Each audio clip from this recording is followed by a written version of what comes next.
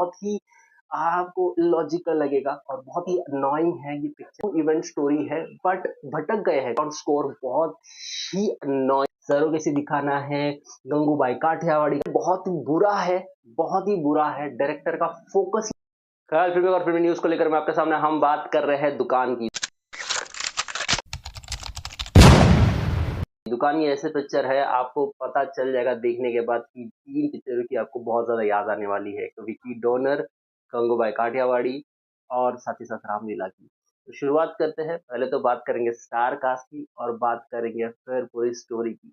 Star cast में मुख्य भूमिका में आपको नजर आ रही है मोनिका पनवर। जी बिल्कुल, अगर आपको पिक्चर देखनी है सिर्फ मोनिका पनवर की एक्टिंग देखेंगे, आपको आलिया भट्ट की याद जरूर आ जाएगी। ये बनाने गए हैं सस्ती रामलीला।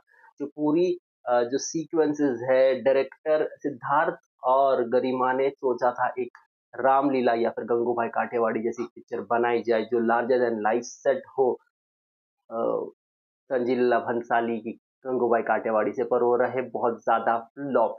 स्टोरी की अगर बात करूं मैं तो शुरुआत होती है मोनिका पनवर से ही। वो ऐसी एक बच्ची दिखाई गई है बचपन से ही जो बहुत ज्यादा जिद्दी होती है और अपना एक वोकल पर्सन है, ओपिनियटेड पर्सन है।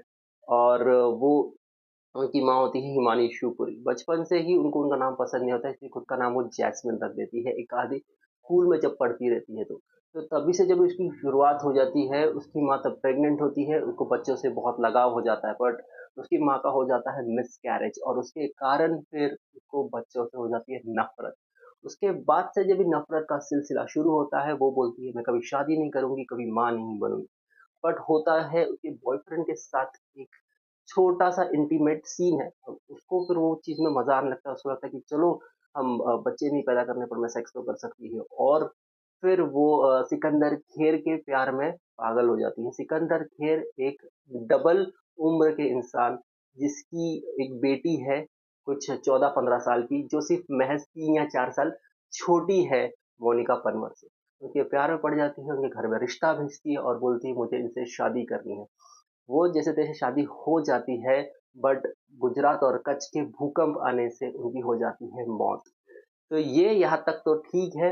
अभी बच्ची बड़ी हो गई, उसकी शादी करनी है। शादी करने के लिए पैसे मांगते हैं दहेज के 5 लाख। तो उसको जैसे तैसे पता चलता है कि ये सरोगेसी का जो एक बिजनेस है उसमें मैं इन्वॉल्व हो सकती हूँ। तो सरोगेसी में वो बन जाती है child machine, back to back बच्चे पैदा करती है और पैसे कमाती है, बहुत ज्यादा पैसे कमाती है।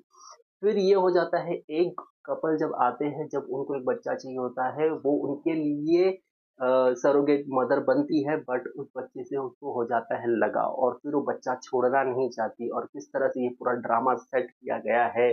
और फिर उस तरफ के जो पेरेंट्स है वो उसको 15 लाख, 12 से 15 लाख की डिमांड करते हैं। और किस तरह से ये सरोगेसी का जो बिजनेस है वो बड़े लेवल पे लेके जाने के लिए वो सोचती है, जहाँ पे वो फ्लायर्स भेजती है और लोगों को अट्रैक्ट करती है।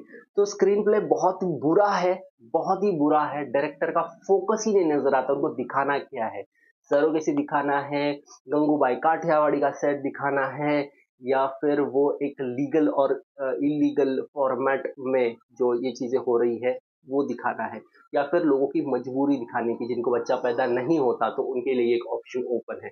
तो फोकस ही नहीं है डायरेक्टर का कि उसको दिखाना क्या है। और बहुत ही बकवास स्क्रीन प्ले के साथ बकवास डायरेक्शन भी है।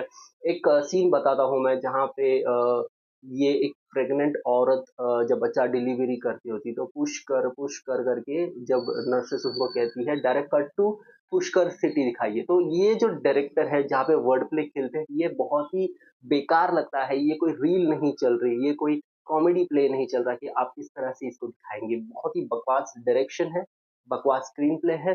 बैकग्राउंड स्कोर बहुत ही अननोइंग है। मैं क्यों कह रहा हूँ, जैस्मिन जैस्मिन का जो ये टाइटल सॉन्ग है ऐसे आता रहता है बार बार, आपको इतना अननोइंग करता है। स्टार्टिंग के 20 मिनट आप बैठ नहीं सकते सीट पे अगर आपका ये बैकग्राउंड स्कोर कंटिन्यू चल रहा है तो। इतना बकवास स्टोरी नहीं है। स्टोरी हालांकि कह रहे हैं ट्रू इवेंट स्टोरी है, बट भटक गए हैं। कुछ लॉजिक ही नहीं लगता कि अगर उनको सिर्फ दिखाना है, कैसी बंदी थी जो चाइल्ड मशीन के नाम से जाना जाती थी, तो फोकस उस पर करना चाहिए।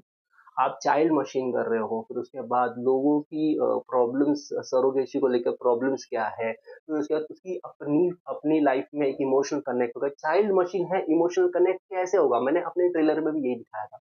चाइल्ड मशीन अगर है बंदी, तो वो इमोशनली कनेक्ट रहेगी नहीं, वो भी पैसों के लिए काम करेगी। फिर अचानक से एक बच्चे के साथ 3-4 बच्चे पैदा करने के बाद अचानक से फिर कैसे आपको उस बच्चे से लगाव हो जाता है। और जो बॉडी ट्रांसफॉर्मेशन तो बहुत ही कमाल दिखाई है ना, वहाँ पे कोई जिम जा रहा है, ना कोई एक्सरसाइज हो रही है, बट ये ऐसे बच्चा पैदा कर रही है, तो ऐसे स्लिम हो रही है, बच्चा पैदा कर रही है, फिर ऐसे स्लिम हो रही है। तो ये बहुत ही आपको इलॉजिकल लगेगा और बहुत ही अननोइंग है ये पिक्चर, आपको बहुत ही बोर करेगी, अनइंटरेस्टिंग है पिक्चर, देखना बिल्कुल भी नहीं बनता। अगर ये छूट भी जाती है, मिस भी हो जाती है, तो आपको कोई गम नहीं होने वाला कि आपने क्या ही मिस कर दिया अपने लाइफ से। तो अगर आप नहीं देखेंगे, अपना टाइम बचाएँगे।